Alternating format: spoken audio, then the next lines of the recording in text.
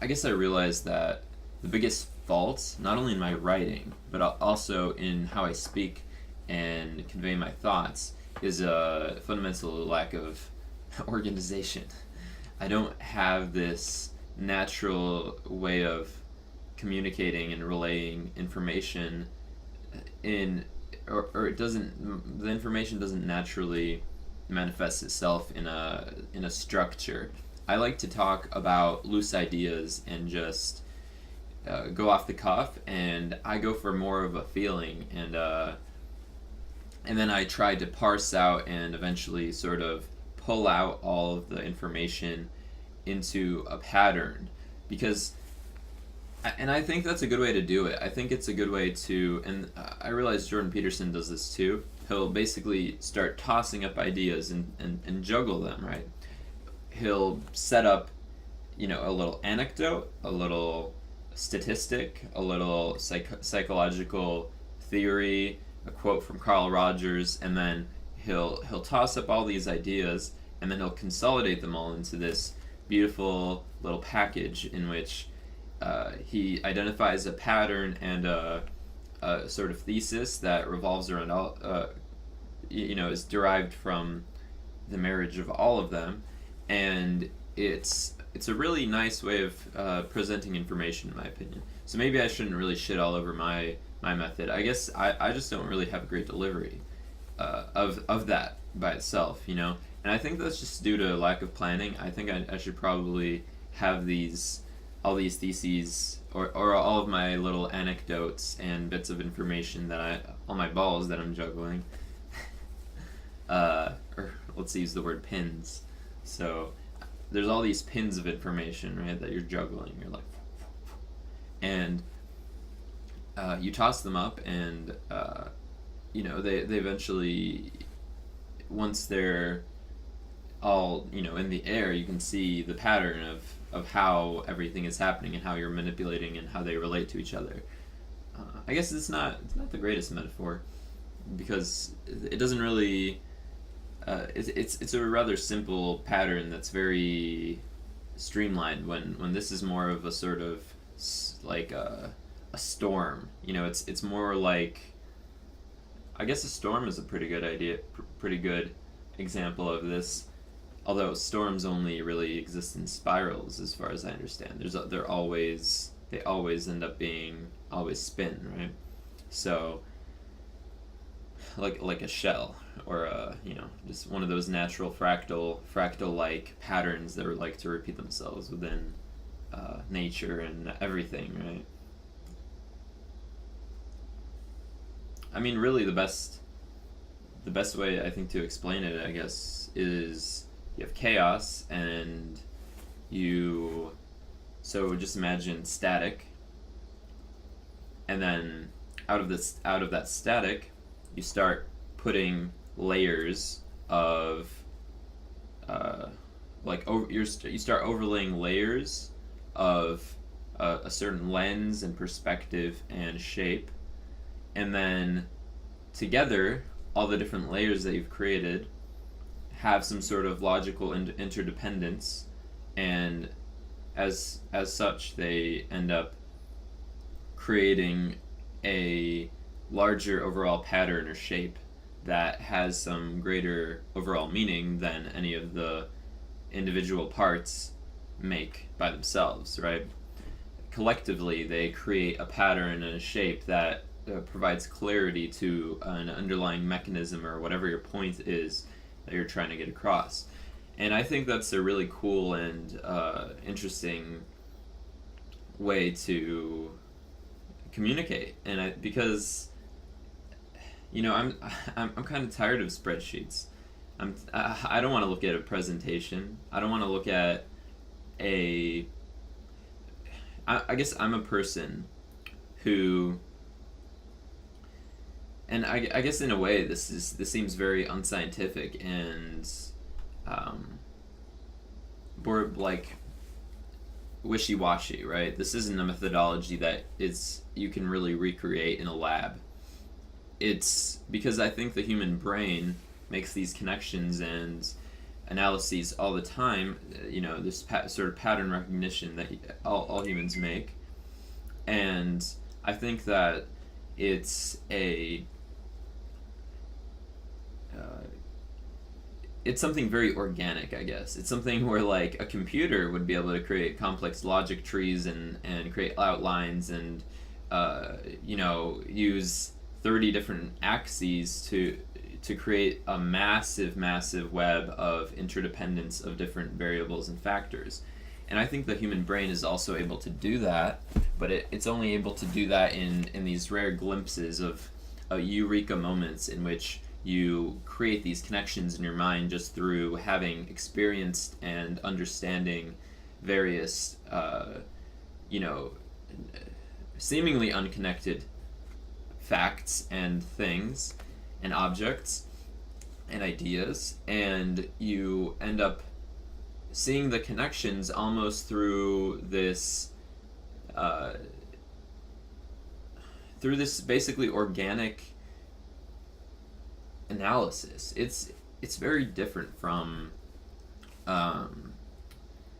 like just traditional scientific logic, and that's something that I value greatly, and that's why I have this strange relationship to uh, I guess the first thing that I'm describing, this sort of organic pattern recognition. But I think that, I mean, it seems that there's sometimes truths of such amazing profundity that come from such uh, organic brainstorming, essentially. That, I think it allows for us to, make these quantum leaps of logic and tying together different uh, disconnected ropes of ideas, because and I believe this because I've experienced it. You guys can tell me whether or not you've experienced this sort of connection, these, or whether you personally have made these sorts of connections to ideas, and regardless of what it's about.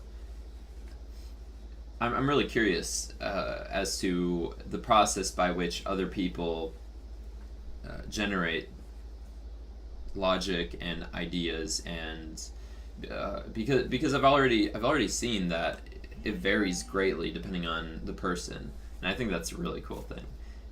Jordan Peterson claims that intelligence has so much more room for variability, and uh, there's a lot more different types of intelligence than there is types of unintelligence. Most unintelligent people end up being fairly similar, whereas it seems that there's within the random mutation of brain evolution and just randomness, there's a lot of different types of intelligences that all that might use different methods of aggregating, collecting, and organizing information within your mind, and then there's different applications of that information as well.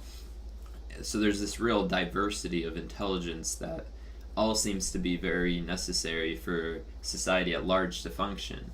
There's all like tons and tons of types of geniuses, whether you have genius artists, whether you have Michael Jordan, who seems to be a physical perception genius in how he was able to understand physical movements in relation to a very specific set of rules within a confined system, which is basketball, right? That's also very interesting to me, because Michael Jordan didn't seem like a super intelligent guy in terms of, say, vocabulary and or rather he didn't have the sort of, it didn't seem he had the cognitive capacity to speak out loud about ideas at a very high level, right? He didn't seem like a total dolt at all either. He seemed like above average too, or at least average. He didn't seem like a complete moron. But yeah, I mean, he was clearly a genius on the court. And I think that goes beyond just the like raw athleticism. he seemed to have this understanding of just movement and physical structures, and like his brain seemed to be a supercomputer when it came to analyze in an instant analyzing an array of random and slightly basically infinite permutations of how the players move and the strategies involved. And he was able to instantly analyze situations and react accordingly. And maybe that's a very different type of intelligence, and maybe that's almost like a sort of savantism, where he doesn't have, like, it's not something he could ever explain to somebody else or teach. It's something where he simply has it. It's just something he understands. In the same way, for instance, there's people who are mathematical theoreticians, right, who are able to create these crazy mathematical leaps in and expand fields using theoretical means, and really like analyzing the information and doing real science and doing it in a real methodical way. And those people are geniuses, right? But then there's also the savants that can do like 8-digit numbers times 8-digit numbers in their head in an instant. And that's magical too. And there's those guys who can recall everything they've ever seen or heard, and they know every they know, you can give them any date or they can ask, when did the 23rd, what day of the week was the 23rd of August in 1879, and they'll be able to like spit it out with no problem.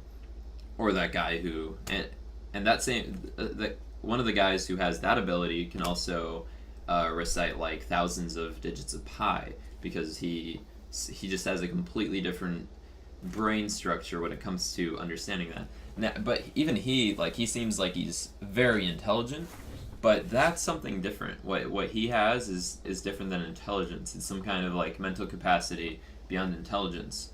Obviously, with savantism, it's very clear that your brain is so geared towards being good at one thing that your other mental faculties are retarded, right? There's that guy Derek Paravicelli or something like that, where I watched a documentary on YouTube about him, and he's a savant. He's a blind, retarded, autistic savant who can play piano basically better than, as well as anybody can. And he can not only that, but his brain is such a crazy piano supercomputer that you can play him any note or any piece once, and he can replicate it perfectly from memory.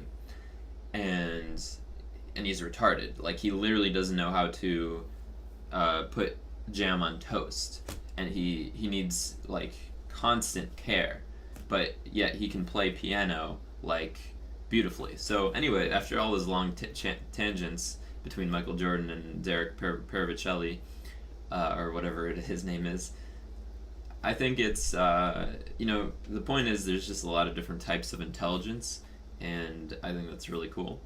And tell me what you guys think of this video. This is a lot more, I guess this is one of these videos, this is kind of a case in point video in a way, where I'm just throwing out ideas and making connections.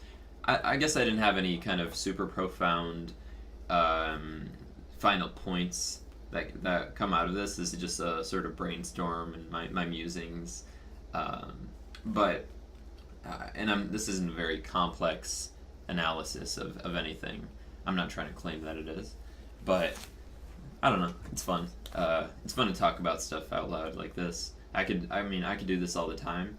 And so if there is some sort of community, or the potential for a community that's just interested in having this sort of dialogue, and then in the comments, responding to it in kind, and just talking about stuff theoretically, and just shooting the shit about ideas and concepts, and these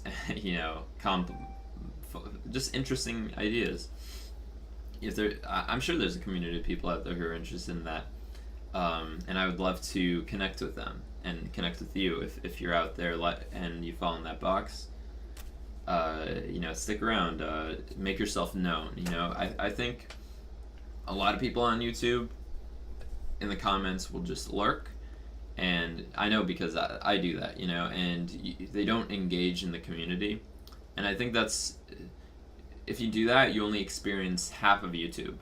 And I know a lot of the garbage on YouTube, and by that I mean all the damaged people who in the comments on YouTube just take out their aggression, their problems, and whatever on in the YouTube format, right? Or they're just angry, like aggressive, arrogant, or just plain stupid, and then they just type nonsense, and it's a real inhibition, and it's this real cloud of garbage that just blocks any meaningful discussion from being had, because there's just this constant distraction, this peppering of nonsense, basically, that just blurs the lines between like clear, concise, substantive debate and expansion of knowledge, right?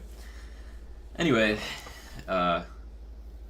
yeah, let's see how this turned out. I have no idea. Sometimes when I go into this place where I'm just talking, I don't know how it sounds. I don't really know how I just like living in the world of ideas. So yeah. Tell me guys what you think, and peace out.